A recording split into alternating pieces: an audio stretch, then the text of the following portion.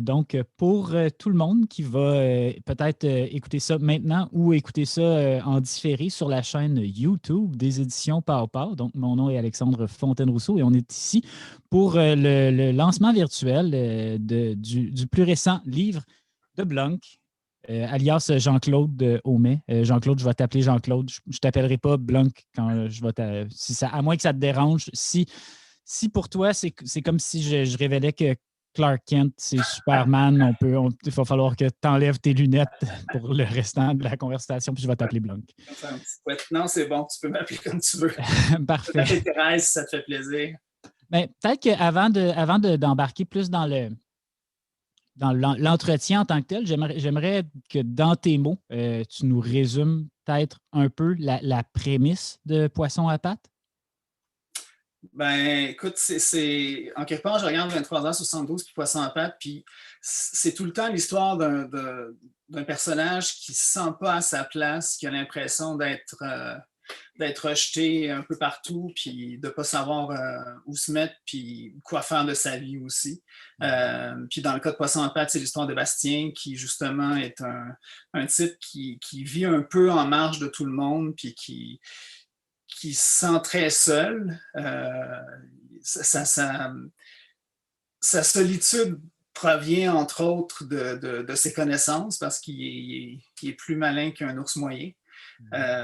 Fait que ça fait en sorte qu'il se sent très seul. Il évolue dans un univers aussi au Moyen-Âge où les gens étaient moins avancés, on va dire, que ce soit sur des principes moraux ou sur des connaissances. Fait que ça fait en sorte que vraiment, il a l'impression d'être sur une île déserte. Puis un poisson à pattes, c'est quelque chose qui est ni à sa place sur Terre, ni à sa place dans l'eau. Fait que c'est un peu ça. Dans le fond, c'est l'histoire de Bastien qui cherche sa place. Mm-hmm. C'est des idées comme ça, des pitchs de scénario, c'est tout le temps un peu dur de déterminer le moment exact où on a eu cette idée-là. Mais toi, est-ce que mettons, Poisson à pattes, tu te souviens un peu de comment cette idée-là a émergé un peu? Donc, comment le poisson est de l'eau?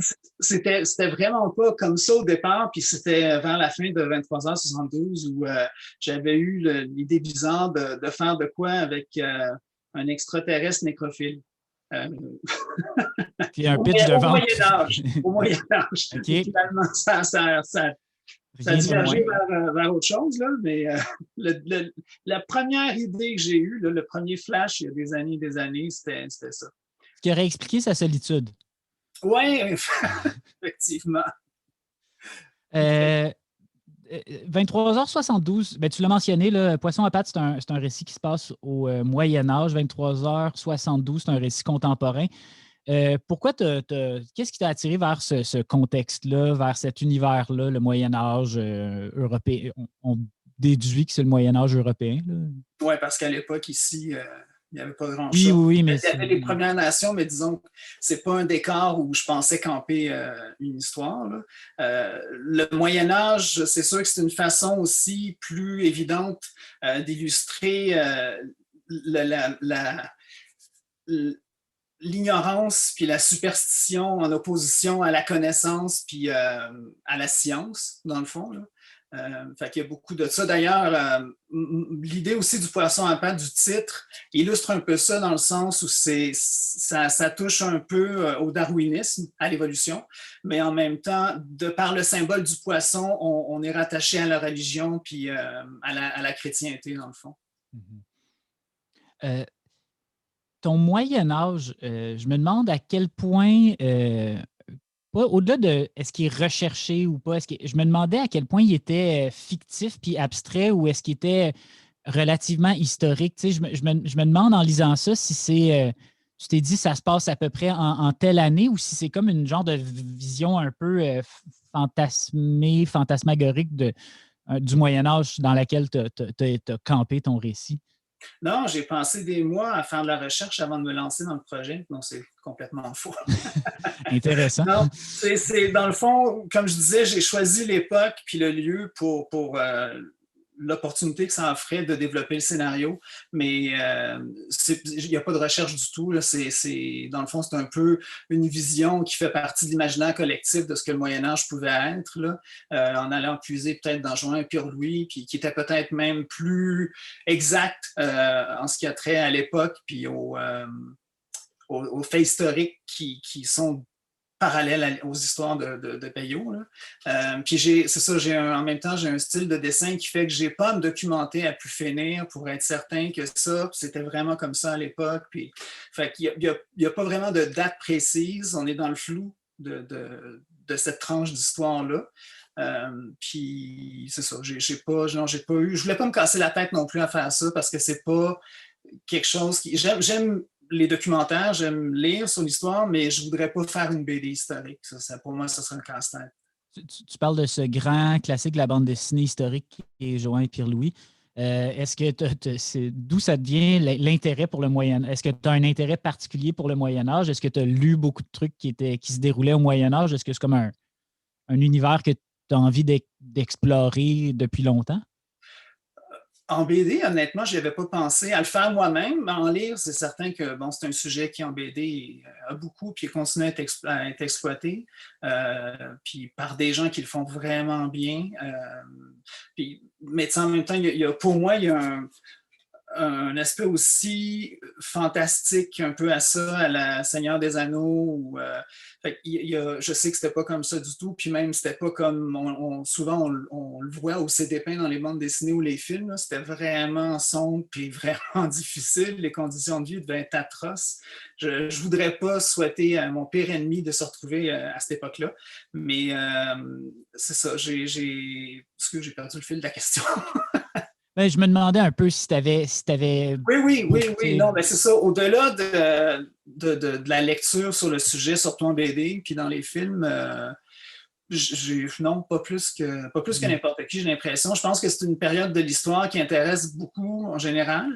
C'est sûr que quand on vient tweaker puis ajouter du fantastique à la Game of Thrones ou des trucs du genre, là, on part vers autre chose, mais c'est une bonne base, je pense, pour partir dans plein de directions au niveau du scénario, là, que ce soit d'une façon réaliste ou fantaisiste, fantastique. Oui, puis en fait, on fait comme si 23h72, c'était un récit parfaitement réaliste qui se passait dans une époque contemporaine où il n'y avait aucun élément fantastique, mais même là, il y a un élément fantastique. Puis d'ailleurs, c'est ce sur quoi repose tout le drame de 23h72. Qu'est-ce qui. L'espèce de petit ressort fantastique, qu'est-ce que pour toi, ça permet d'amener dans une histoire? Ça permet de rendre ça moins gris. Ça, c'est mon point de vue, là, mais c'est un peu pareil pour tout, dans le fond. Là. Je trouve que la vie en général a tendance à être moins intéressante qu'elle pourrait l'être. Si on avait un petit quelque chose de plus, un peu plus de couleur, puis un peu moins de noir et blanc, les choses seraient plus agréables. Pour moi, encore là, j'ai toujours eu le besoin de m'évader, que ce soit en lecture, en BD, au cinéma. Ça a tout le temps comblé chez moi un vide que je ressens face à la réalité. Je me souviens quand j'étais ado, puis je sortais de films fantastiques, puis 5 minutes après, je retombais dans la vraie vie, puis ça me rentrait dedans, ça me déprimait un peu. Là, bon, je me suis évadé pendant 2 heures, là, ça continue. Fait que je pense que en tout cas, pour moi, c'est important dans une BD. Je ne me verrais pas raconter quelque chose de complètement réaliste. Il y a quelque chose de super immersif. Tu sais, quand on écrit un livre, quand on est vraiment, on vit dans cet univers-là pendant un moment, là, comment ça a été pour toi de passer autant de temps que ça dans ton espèce de Moyen-Âge fantastique? Je pense que, en tout cas, ça a été comme ça pour les deux livres que j'ai faits.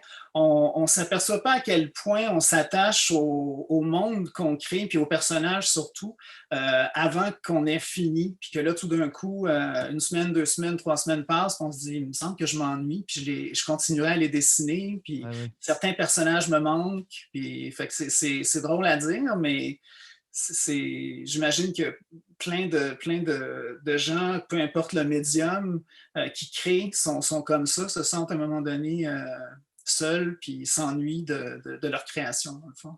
Oui, il y a vraiment un étrange moment dans le processus créatif dont on parle vraiment pas souvent, mais qui est le moment juste après avoir terminé un livre, quand OK, il existe, mais je suis plus dedans, puis tu es comme dans un genre de flottement. Il y a vraiment comme une mélancolie du livre terminé là, qui est Oui, particulière. Là.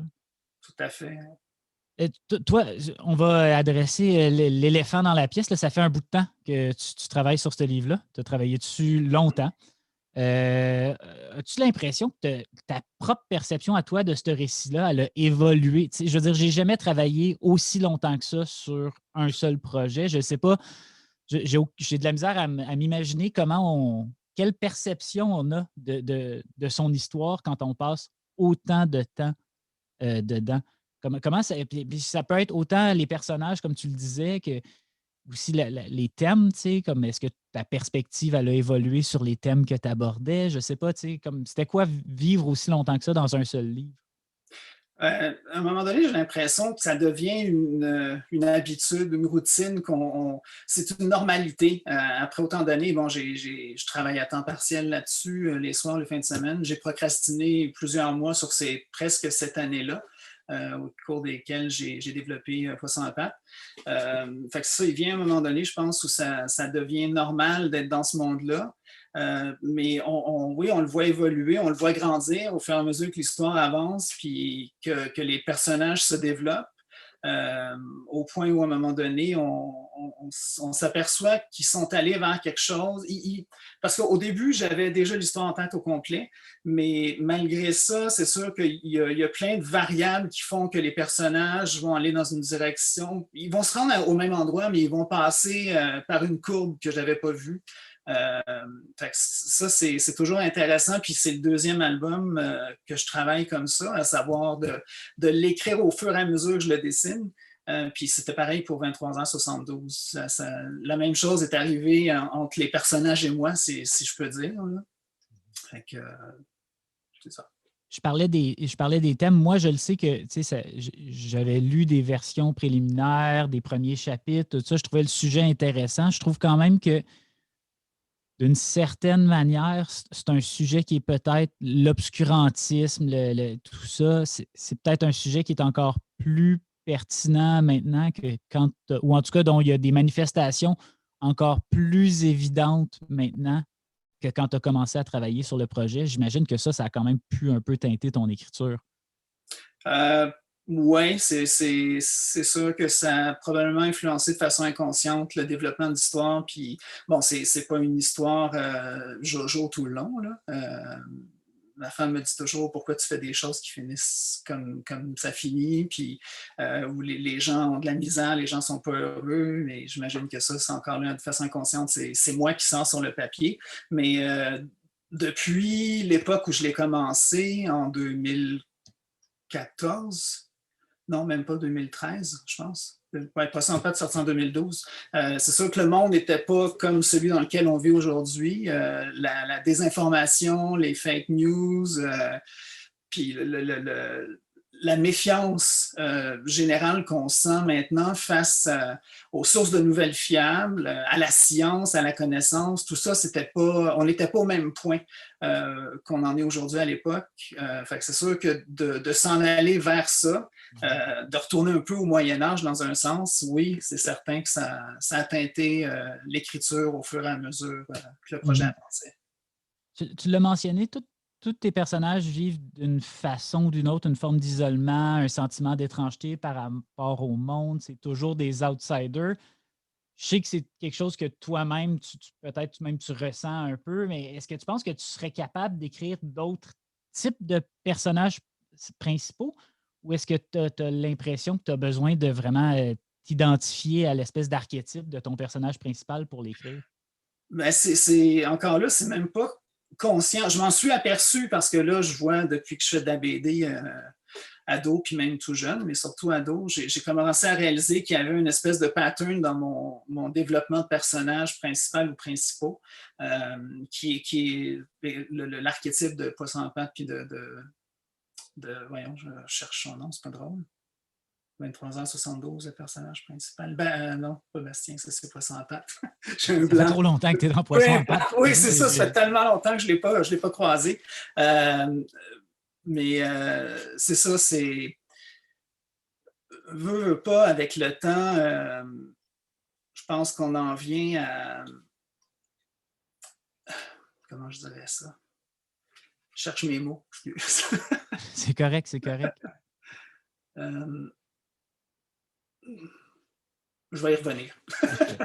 Mais j'allais te demander aussi éventuellement, puis là, de toute évidence, tu as répondu à ma question. Je me demandais si ça t'arrivait de relire tes propres livres. De toute évidence, non. Pour un petit peu, comme un petit peu une forme de repère. Tu sais, est-ce que des fois, ça t'arrive de revenir, mettons, à 23h72, puis d'aller regarder ce qu'il y a là-dedans, puis de te dire, OK, j'ai fait ça comme ça dans ce livre-là. Je veux. Tu sais, est-ce que ton deuxième livre, d'une certaine façon, est une réponse à ton premier livre? Est-ce que tu as l'impression de bâtir sur quelque chose? Puis est-ce que tu as besoin de le travailler un petit peu ou c'est vraiment des trucs vraiment isolés pour toi? Un livre, c'est un livre, un autre livre, c'est un autre livre, puis il n'y a pas de... Ben, il y a un lien dans la mesure où c'est un peu le même type de personnage, mais à part ça, non. Puis 23h72, je l'ai lu peut-être 2 fois depuis qu'il est paru. Puis la dernière fois, je comparais, parce que j'étais dans Poisson à pattes, puis je regardais comment mon écriture, mon style de scénario, puis le dessin avait évolué.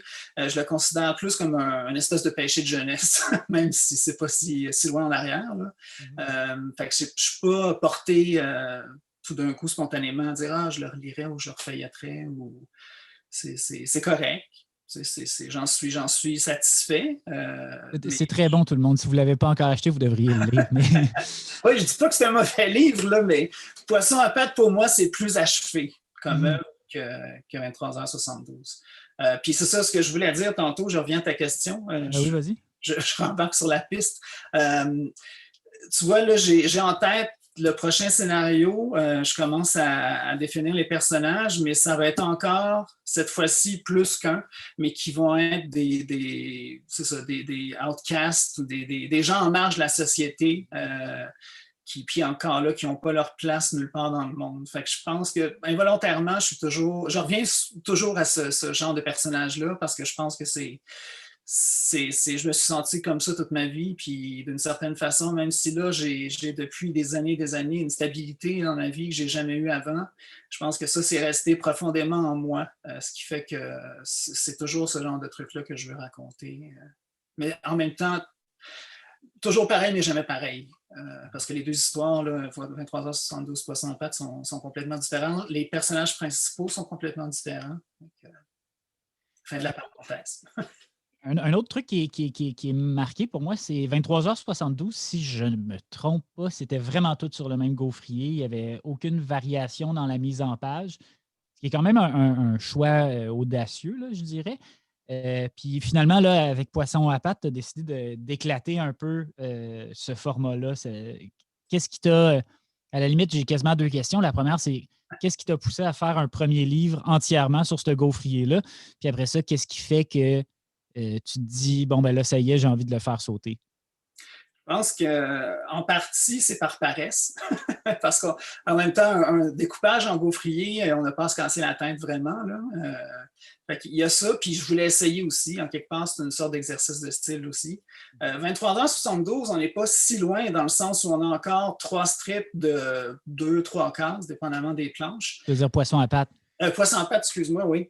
Oui, il est un peu plus travaillé, mais pas tant que ça par rapport à des fois des découpages que je vois qui sont fabuleux. Hein. Puis tu vois, là, le prochain projet, j'aimerais essayer de travailler un découpage un peu plus je vais dire à l'américaine, à la comic book, mais c'est péjoratif un peu, c'est pas ce que je veux dire, mais d'avoir par planche des fois juste 2 cases, une case horizontale très étroite, puis une case carrée en dessous, où tu as un personnage avec un décor, mais qui a suffisamment d'espace pour mettre le texte. Des belles grandes planches comme ça, épurées, c'est quelque chose que je vais essayer. Puis ça va être en noir et blanc parce que là, j'ai fait de la couleur fluo. J'ai fait une palette de couleurs plus désaturées.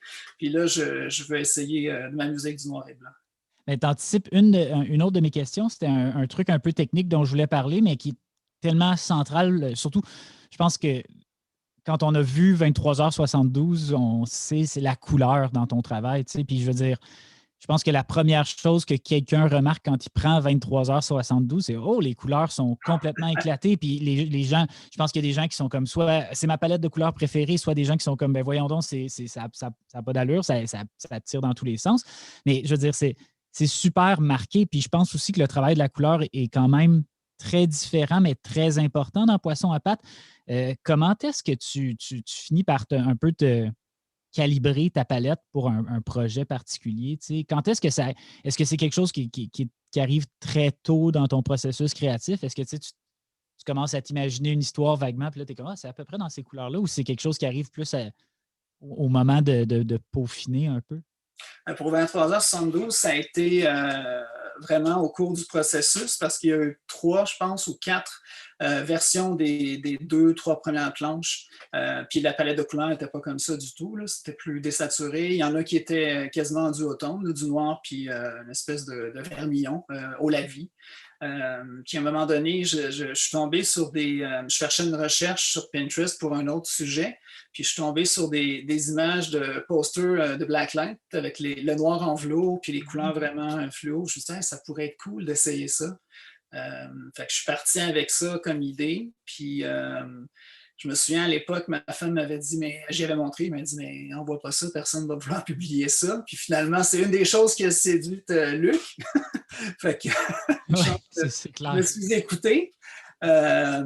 Puis c'est sûr qu'après avoir fait Poisson à 23h72 avec une palette aussi éclatée, j'ai eu le goût d'essayer autre chose. Puis au Salon du Livre, il y a plusieurs années, quand j'étais là pour dédicacer, à un moment donné, Loisel puis Le Tendre du Magasin Général était passé au kiosque. Puis je me souviens plus avec lequel des deux jasais, mais il feuilletait 23h72. Puis on parlait de la couleur, puis lui, ça ne le branchait vraiment pas. Puis il est arrivé sur la séquence de rêve, qui est, je pense, 2 planches, où là, les couleurs, pour faire contraste, sont toutes désaturées. Il m'avait dit, ça c'est plus mon genre. Fait que quand est venu le temps de commencer Poisson à pattes, je l'avais commencé en couleur fluo, mais j'ai repensé à ça. Puis aussi le fait que je trouvais que la palette fluo ne collait pas à l'époque, puis au ton de l'histoire. Ces 2 facteurs-là ont fait que je me suis dit, je vais essayer une palette plus désaturée, plus réaliste. Puis finalement, c'est comme ça que je suis allé vers celle-là pour le Poisson à pattes. Puis le noir et blanc, c'est quelque chose que j'admire et que je trouve très beau. Fait que ça encore là, c'est quelque chose que j'ai envie d'essayer. C'est un désir personnel, mais qui va sûrement faire plaisir à Luc aussi parce que ça va être moins cher à imprimer. Les 4 couleurs. Absolument. Fait que c'est ça.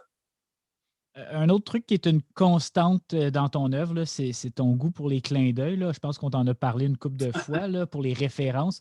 Qu'est-ce qui t'interpelle dans l'idée de faire ces références-là? Est-ce que c'est comme juste des hommages un peu gratuits? Est-ce que c'est une manière pour toi de faire comme la cartographie un peu publiquement de ce qui t'a inspiré? C'est quoi la motivation derrière ce geste-là? Dans 23h72, il y en avait quelques-unes, des références de ce genre-là, mais vraiment pas beaucoup. Dans Poisson à pattes, je me suis... central, je trouve, dans 23h72. Puis c'était des pivots narratifs aussi, par exemple, quand il allait à l'exposition de... Jean-Claude Poirier. Ouais. Oui, surtout cette référence-là est importante dans l'histoire. Les autres, c'est vraiment des petits... des clins d'œil, là, oui. Ouais, d'un bord puis de l'autre. Pour Poisson à pattes, je me suis vraiment gâté. J'ai beurré plus épais. Puis c'est parce que moi, en tant que fan, c'est le genre de truc que j'aime essayer de trouver dans les films, surtout dans les films, parce qu'on en voit moins dans les BD, quoi qu'il y en a des fois. Ce qu'on appelle des Easter eggs en anglais, là, vraiment des petits clins d'œil, des références. Fait que dans le fond, c'était pour me faire plaisir, puis en même temps, c'est certain que les références que je mets dedans sont directement liées à mes intérêts. Fait qu'encore là, c'est une autre partie de moi que je couche sur papier en espérant que ça va rejoindre des gens qui vont se dire « Ah, j'ai trouvé ça, l'avais-tu vu? » Mais c'est clair que dans le cas de Poisson à pattes, je pense que la quantité est comme impressionnante. Là. Puis je pense, j'ai lu ce livre-là quand même assez souvent. Là, on a travaillé dessus. Moi, puis à chaque fois, j'en trouvais des nouvelles. Là, puis des fois, je disais à Luc, un peu sur un ton routinier, là, oui, c'est telle affaire. Puis, hey, j'avais même pas remarqué ça, puis j'avais pas remarqué ça, puis j'avais pas remarqué ça. Fait que c'est sûr que c'est Il y en a beaucoup. Jusqu'aux pages, au rabat intérieur, qui sont un rappel des pages de garde des albums Dupuis des années 80, 60, 70. Toujours les pages en monotone bleu avec blanc. Là. Il y a un gros fond de bande dessinée franco-belge dans tes influences, là, c'est clair. Là, puis je vois que tu as ton t-shirt de la marque jaune en ce moment même. Ouais, je me suis dit, Embrace the Park, parce que sur le site de Papa, mon dessin autobio porte un t-shirt de la marque jaune. Mais en même temps, quelqu'un pourrait remarquer éventuellement qu'il y a quelques figurines d'Iron Man derrière toi. J'ai l'impression que tu as potentiellement que dans tes influences puis dans tes goûts en bande dessinée, il y a comme une sorte de rencontre entre la tradition franco-belge et peut-être la tradition du comic book américain, ça se peut-tu? Pas tant le comic book, je veux dire que les références que j'ai mises qui ont rapport à cet univers-là, le Marvel Cinematic Universe, le MCU, c'est vraiment des références qui me plaisent beaucoup. Puis je suis pas très comic book. J'ai eu ma période. Puis après ça a évolué vers une période de comic book un peu plus underground ou adulte, mais pas dans le sens X-rated, pas dans le sens adulte, mais pas des séries comme Superman ou Batman. Puis c'est ça. Fait que ma plus grosse influence, c'est franco-belge. C'est sûr que je suis venu à la BD par le biais des auteurs français et belges, puis ça va toujours rester. Là. C'est pour ça que dans le livre, il y en a plusieurs, mais il n'y a pas tant de références au comic book comme tel. C'est peut-être plus à certains super-héros. Puis... Ouais. Puis encore là, quand on les connaît, on reconnaît les objets, on connaît de quel film ça vient. Un autre truc que je trouve vraiment intéressant puis que je trouve que tu travailles plus dans Poisson à pattes que tu pouvais le faire dans 23h72, c'est le travail sur les décors, la nature, les éléments. L'éclairage était déjà présent, mais je trouve que là, c'est peut-être un petit peu plus en nuance. Pour moi, c'est comme si la nature était presque un personnage en soi dans ce livre-là. J'ai l'impression que des fois, il y a des moments où je pense que personne prend autant de temps à dessiner le vent que toi dans certaines pages de certaines pages de ce livre-là. Je me demandais, tu sais, dans ta mise en scène, cet intérêt-là pour la nature puis les éléments, est-ce que j'ai l'impression que tu es comme l'auteur de bande dessinée que je connais qui est le plus intéressé par l'impact de la météo sur le mood d'une scène donnée. Là. Je ne sais pas si c'est quelque chose que tu voulais travailler de manière consciente dans Poisson à pattes, si comme quand tu écris ton scénario, tu te dis cette scène-là, elle va se passer il va pleuvoir à ce moment-là, puis où c'est comme un petit peu une arrière-pensée, puis c'est moi qui commence à creuser trop. Non, tu as raison. C'est sûr que la météo, puis le moment du jour, puis la lumière influence beaucoup une scène, puis les émotions qui peuvent s'en dégager. Fait que c'est quelque chose que j'aime utiliser. Puis parce qu'en plus, je travaille beaucoup la lumière dans mes histoires. Fait que c'est quelque chose qui me permet d'ajouter du relief à un dessin si c'était des aplats de couleurs comme Tintin où il n'y avait pas de source de lumière. Moi, de faire ça, pas que j'aime pas la façon dont les couleurs des albums de Tintin sont faites, mais c'est correct. Non, tu l'as dit, t'aimes vraiment pas les couleurs dans Tintin, c'est beau, on le prend en note tout le monde ici. Je vais chercher mon t-shirt de Tintin. C'est ça. Mais non, c'est ça, fait que ça me permet d'enrichir le dessin par la couleur, puis la couleur qui est vraiment travaillée. Puis c'est certain que il y a toujours des scènes qui peuvent être améliorées en les situant dans un moment X de la journée, que ce soit la nuit ou le jour où il vente, où il pleut, où il y a un orage, peu importe. Fait que ça, ouais, je m'en sers beaucoup. Puis je suis quelqu'un aussi de nature qui aime la pluie, les orages, les tempêtes. Parce que je trouve que en quelque part, c'est plus intéressant que juste du soleil tout le temps. Fait que dessiner une histoire où la météo est tout le temps belle, à un moment donné, ça manque de quelque chose. Puis en même temps, ça peut servir aussi à marquer le passage du temps. Fait que ça, c'est un autre aspect de la lumière puis de la météo qui me sert. J'allais dire quelque chose par rapport à ce que tu m'as demandé. Ta question était... J'ai bien de la misère à me souvenir de la question. Ça sort. Mais c'était sur l'impact de la météo sur la... Et c'est ça, sur la mise en scène puis sur le mood. Puis Ouais. peut-être aussi sur. Ouais, l'autre partie de ma question, si je me souviens bien, c'était je me demandais, mais tu y as répondu, là, à peu près si tu y pensais un peu à l'avance ou si c'est quelque chose qui venait au moment de Ah, décider. non, non, c'est ça. Ça s'impose un peu de soi quand l'histoire avance, là, que ça va Mhm. être dans tel type de circonstances que ça va se passer. Puis tu sais, pour te dire à quel point j'aime les mois plus sombres ou plus pluvieux ou froids, je pense que j'en ai fait 3 illustrations pour le calendrier de papa, puis je cale tout le temps le mois de novembre. Ouais, c'est ça. Je sais pas si personne le veut, mais moi, je le trouve toujours cool. Euh, on l'a déjà dit, mais tu as travaillé sur ce livre-là très longtemps, puis quand même, ton dessin a évolué. Je ne sais pas si c'est tes aptitudes en dessin ou si c'est juste ta perspective sur le projet qui a changé.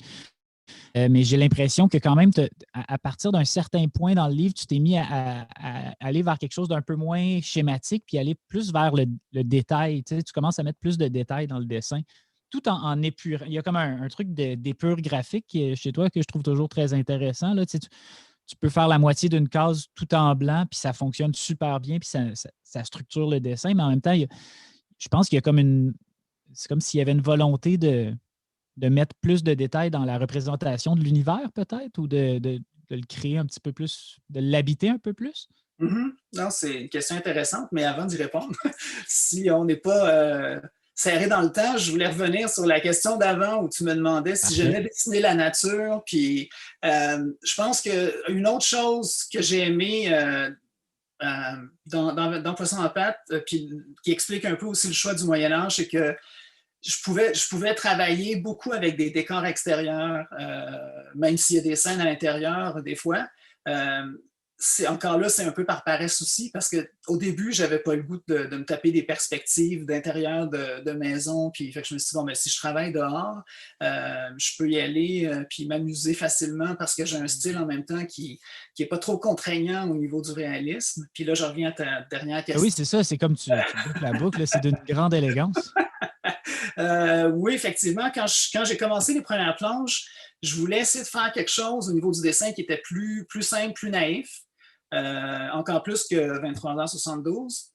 Puis tranquillement, puis on le voit, je pense, peut-être entre 10 et 20 planches plus loin, le trait du début commence à se raffiner plus, il commence à y avoir plus de détails, puis au fur et à mesure que le dessin a avancé, que l'histoire a avancé, là, j'ai travaillé un peu plus les perspectives, des fois en ajoutant des détails pour avoir un peu plus de réalisme. Puis c'est pas quelque chose que j'ai l'impression d'avoir fait consciemment. J'ai plus l'impression à un moment donné, inconsciemment, de m'être dit bon, ben, où est-ce que jusqu'où je peux aller par rapport à ce que je viens de faire? Je peux-tu en rajouter? Je peux-tu travailler un peu mieux? Puis dessiner, pas dessiner, de mieux dessiner, mais d'avoir un dessin plus structuré, puis moins naïf. Puis c'est ça, c'est comme je disais, je pense que c'est dans l'entrevue que j'avais donnée à Chloé pour Papa, le panorama de la couverture, quand on ouvre tous les rabats, je pense que c'est celui qui a le plus de détails, puis où la perspective était la plus travaillée. Puis un des dessins dont je suis le plus fier dans le projet au complet. Là. Mais ça s'est fait inconsciemment en grande part. Le cheminement, là, du début à la Hmm. fin. C'est sûr qu'un projet étendu sur 7 ans, veut pas, le début et la fin ne seront pas pareils non plus au niveau du dessin. Là. Non, puis il faut l'accepter à un certain point. Ouais. Je pense que ça passe très bien là, dans le cas de ce livre-là. Là. C'est pas, on ne le Mais remarque pas. Tu sais, je pense qu'il y a une assez bonne distance et une assez bonne cohérence dans le style pour que ce ne soit pas un problème. Tu sais. non. Fait qu'il Mais faut. il y a même un point où, dans l'histoire, je me suis dit, OK, je suis rendu à dessiner les personnages de telle façon, puis j'aimerais qu'ils restent comme ça. Fait que j'ai pris le temps de me faire des model sheets, OK. comme on fait un peu en animation, pour y revenir puis m'y référer, pour être certain que le dessin, à partir de là, resterait tout le temps constant. Les proportions seraient constantes, puis ça fait partie de la démarche du dessin.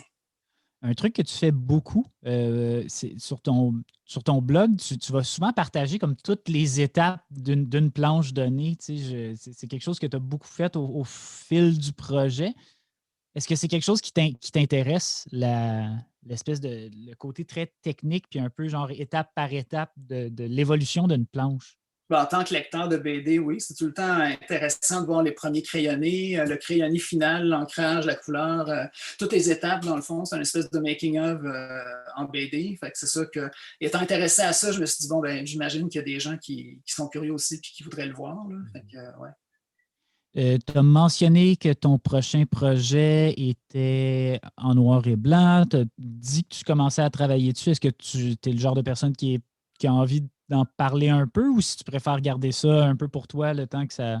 Je peux mettre la table parce qu'en gros, un peu comme les projets précédents, j'ai déjà les personnages principaux en tête puis le décor dans lequel ça va se situer. On parlait de travailler en extérieur, il va en avoir beaucoup.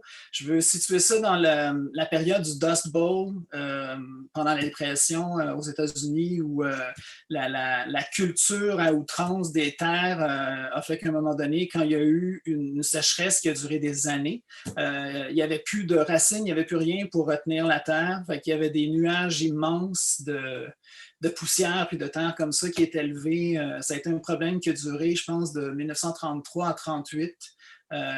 Ça a été vraiment, vraiment dans je pense que c'est Oklahoma, Kansas. Il y a 3 ou 4 États qui ont vraiment été touchés par ça. Puis quand j'ai vu, c'est un documentaire à PBS que j'avais vu sur le Dust Bowl, justement, puis je me suis dit, c'est comme décor, c'est surréaliste. Des autos enterrées presque au complet, des cadavres de vaches, des maisons qu'on voit quasiment plus.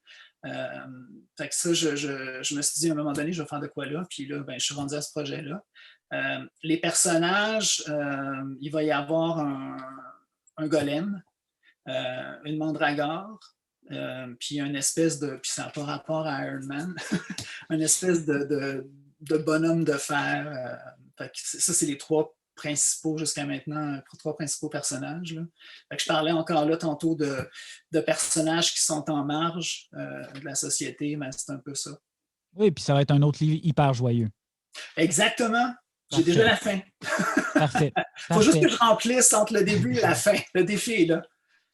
Ben, écoute, j'ouvrirai la période de questions à tout le monde qui est ici. Si vous avez des questions pour Jean-Claude, ce serait le moment. Luc s'en va exactement à ce moment-là. Ah, il revient. Il avait préparé sa question. Non, mais j'en ai une quand tu t'es mis à parler du dessin. Puis le dessin de 23h72 puis de Poisson à pattes est très différent dans le style. Puis j'ai vu d'autres choses que tu as faites qui étaient encore aussi différentes, tout ça. Puis c'est un peu. C'est pas habituel dans le monde. Habituellement, là, quelqu'un a un style, puis il pousse dans ce style-là, puis il garde longtemps. Pourquoi toi, tu changes à chaque fois? Je pense qu'en quelque part, il y a le désir d'essayer, d'explorer. C'est drôle parce que hier encore, quelqu'un me le faisait remarquer. Il dit, ben là, ton prochain, s'il est différent d'un album à l'autre, les gens qui ont aimé un style vont se retrouver avec un autre, puis un autre, puis un autre. Mais c'est ça, il y a beaucoup de choses graphiques que j'aime, puis dans tout ça, il y a des pistes que je veux essayer, que je veux explorer.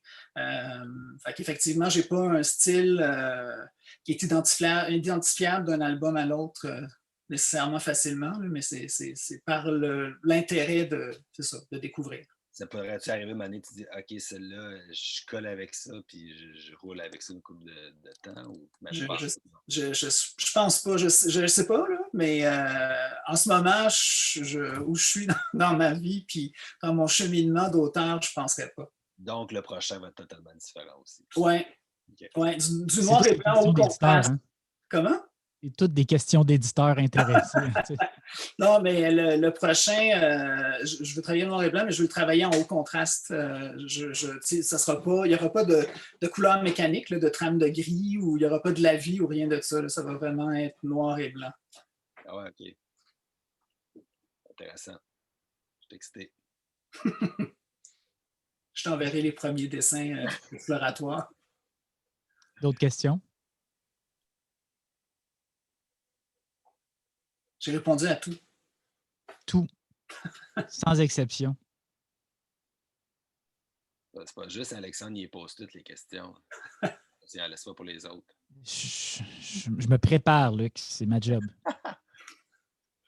C'est vraiment intéressant, en tout cas. C'est pas la première fois que j'entends parler de ton livre. On dirait à chaque fois que j'apprends des choses, puis tu vois que rien n'est laissé au hasard, puis tu réfléchis à tes choses. C'est intéressant. Rien de gratuit. Non. Bon. Pas d'autres questions? Soyez pas timide. Ou soyez-le. Je sais pas. On ne veut pas vous obliger à poser des questions. C'est pas là. Habituellement, c'est elle qui pose. Exact. C'est ça qui se passe. Il y a quelqu'un qui m'a écrit sur le chat il m'a rappelé le prénom du personnage de 23h72. Je ne sais pas comment ça fait, j'ai oublié. C'était Jean-Christophe. Ben oui. On n'était pas loin de Jean-Claude, de JC. Mais c'est ça.